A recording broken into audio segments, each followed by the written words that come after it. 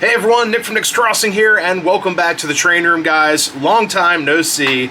And in this video, guys, we'll be going through this brand new diesel I just picked up over at Star Hobby. And I wanted to figure out why isn't my engine working, and I know exactly why it isn't, but I wanted to go through some of the troubleshooting processes here, deducting on what could be wrong with this engine, and it's a very, very easy fix. For you Proto-Sound nuts out there, you guys know exactly why this Proto-Sound 2 locomotive isn't running. So anyways, guys, here we go, all aboard.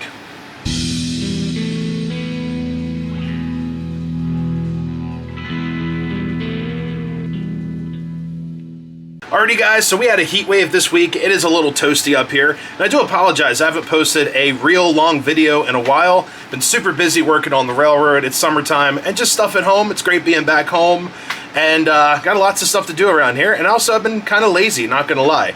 But anyways, guys, went to Star Hobby a couple weeks ago, picked up this really cool diesel, brand new in the box to me, and I was looking through it. I'm like, this thing's never ran before. The engine ID was super small when I looked it up on my layout, so thinking this engine is like new old stock. It's a Proto 2 3-volt, which usually are flawless, and there's one thing that could go wrong. I wanted to go through the troubleshooting processes of maybe why you need a battery or a new BCR in your locomotive. So I want to show you guys some of the steps we're going to go through to troubleshoot, and some of the goofy things that these locomotives will do when the battery or BCR fails.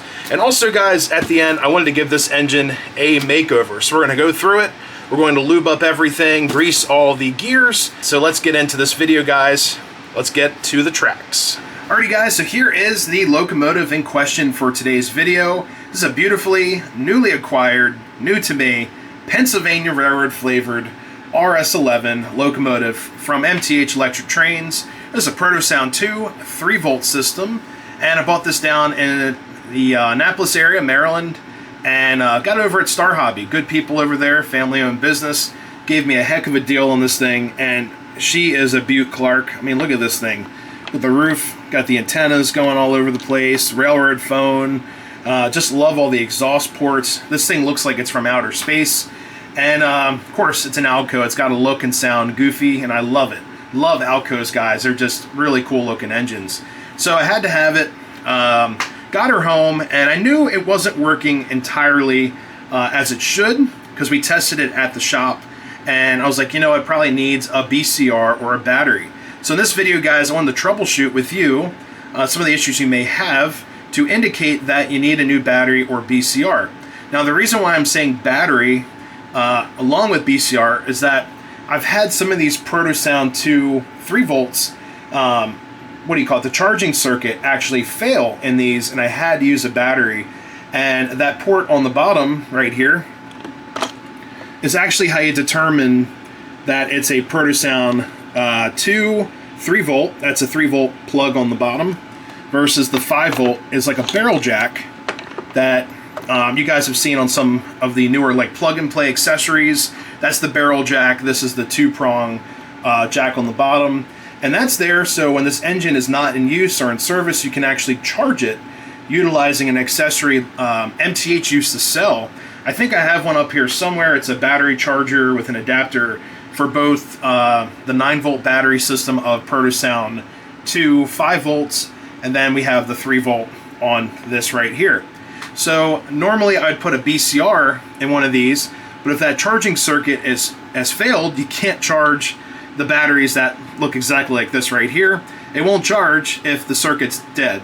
But the reason why I wanted to do this video for you guys is to show you how easy it is to change out the batteries. It's just a couple screws, but I also want to show you guys the process of determining what's going on with my engine. So right now, we're going to give her some power. So let's juice up the track. Now, when you give an MTH engine power, you're going to hear a little click inside the locomotive. That is a relay clicking into a neutral position, so your engine just doesn't go taking off the layout, or this way in this case, because F's up here, long nose forward, just going across your railroad. Now, we got power. I know the board is energized. Now, if we cycle the power, meaning turn it all the way off, turn it all the way back on,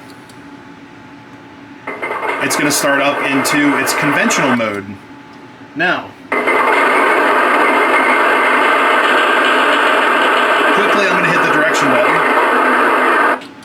So that's the first indication right there, guys.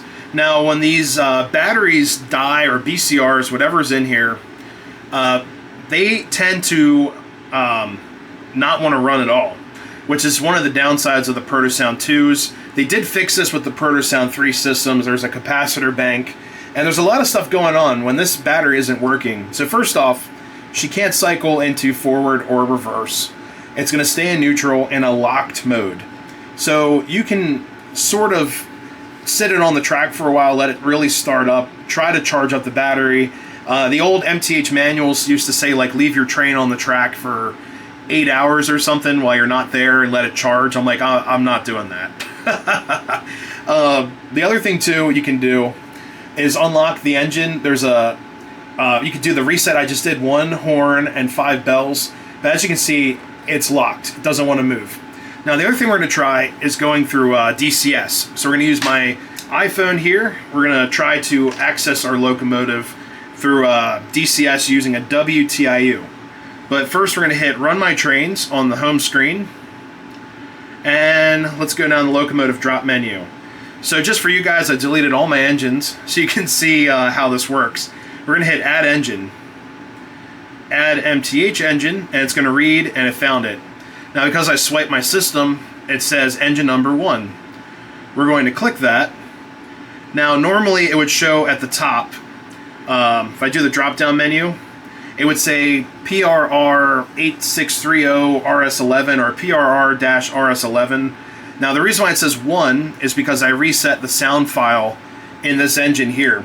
Someone threw on an EMD sound set, and my buddy Jeff and I, one of my Railroad Club buddies, helped me reset this thing, got her back to her original grungy Alco sound. So right now we got engine number 1. We're going to click that. We're going to start her up. And our engine is started. You can see the number boards. And we're going to turn the volume down a little bit. So you can hit the horn, hit the bell, and we're going to throw in reverse. And it does not want to cycle through. It just wants to die. So now the weird thing is, if we go to our engine number 1, even if we hit refresh, it says inactive. So this engine right now can't hold an ID. It's confused. It doesn't know where she is. And we're going to do the drop down menu again. We're going to do Add Engine. Now this is the other thing to look out for. It says no new engines. Okay, so we're going to go back, inactive number 1. So that's pretty bad. So if I can actually push her over a little bit, maybe it's the track that we're on.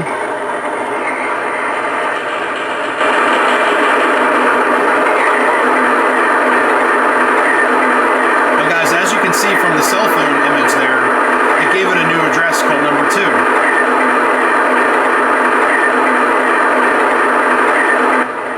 So the program cycled through to a different engine ID because this engine can no longer hold memory because the battery is dead or not working properly. So we still get our functions. There's the bell, whistle, horn, reverse. Now as it wants to move, it's going to fail because it can't hold the ID, and you can see it just went to inactive. I hit refresh, there we go. So that right there tells me that the BCR is dead, or the battery in this locomotive is dead. It needs to be gone through. And we're cooking her right around 15.5 volts, which is plenty of power to get these engines moving.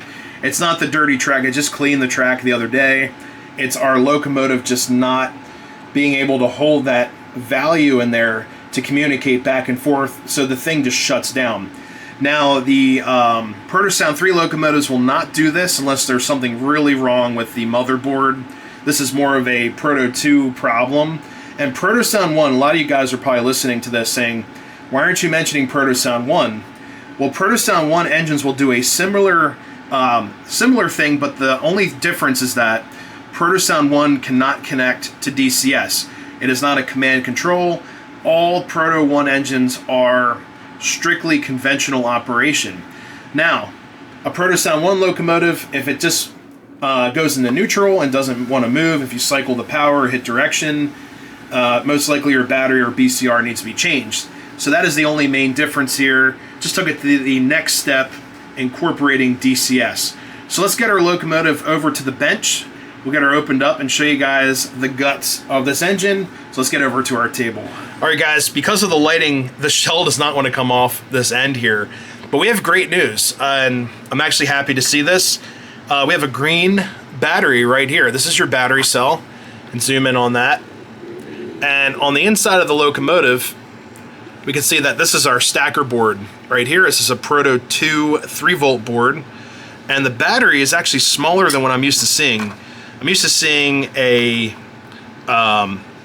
blue battery like we showed you guys earlier, and this is a more of like a AAA style battery right here. So I haven't seen these a whole lot, but I'm glad to see that we have a battery and not one of these BCRs in there. And the BCR I'm replacing it is right here. This is the BCR 2. So we're gonna get this fired up in just a second. So guys, how to install a BCR is easy. You just do this.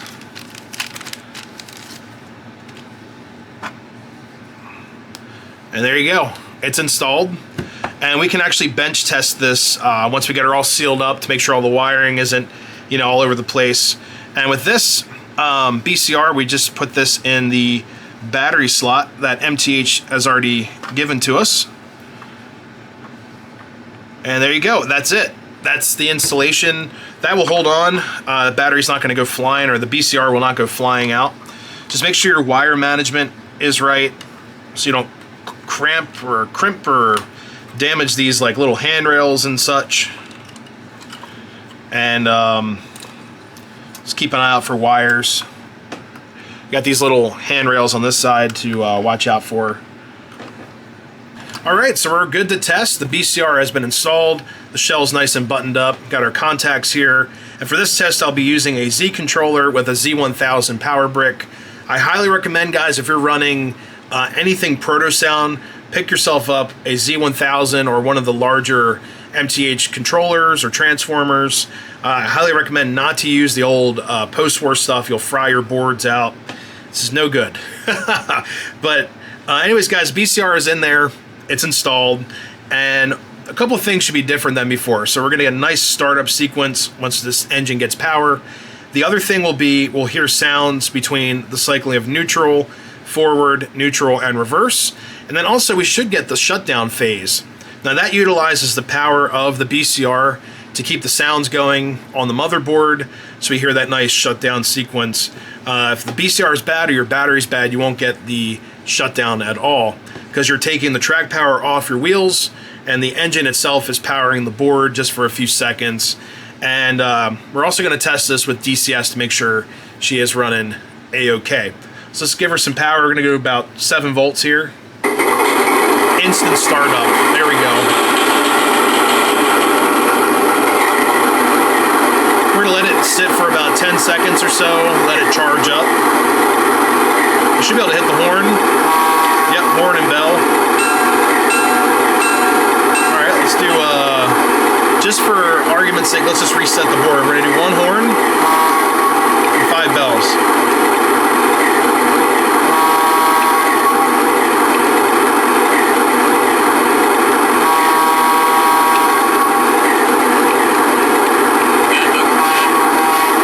So our board has been reset to its feature reset. And let's cycle the power. You can still hear the sounds, and then let's go forward.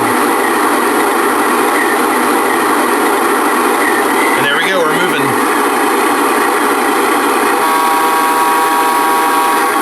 All right, cycle to neutral and then reverse. Here's neutral, reverse.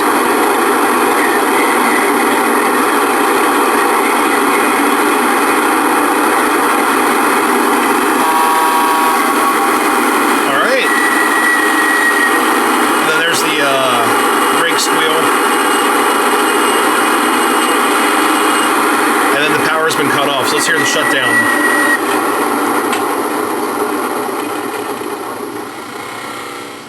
Alright, so the BCR is working properly, and if we start it up again, the BCR should be nice and charged. It should start up immediately. Yeah, we're good. And it should do the shutdown phase again. So before we set this back on our tracks, I want to get some of this nasty grease out of here. And I've got this pick tool here we can use, and this stuff is just nasty.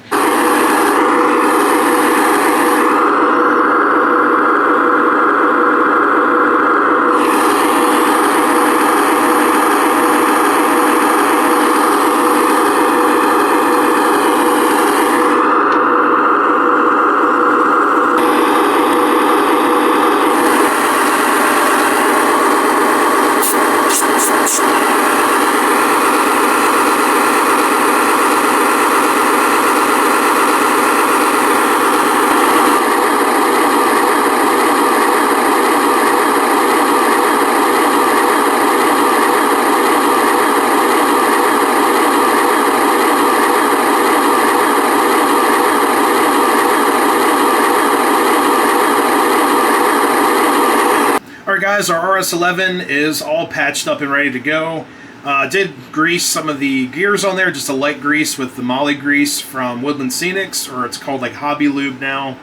And we're going to open up our MTH app. We got about 17 volts going to our track through the Z4000. And we're going to hit run my trains.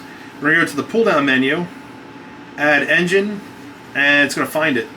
And there it is. So off camera guys, I did rename it to RS11-PRR. We're going to run this engine, and we're going to hit startup. And it should go to the volume level you last left it. This engine is pretty loud, not the loudest, but it's got enough volume. Got the horn function, the bell, and we can run her forward.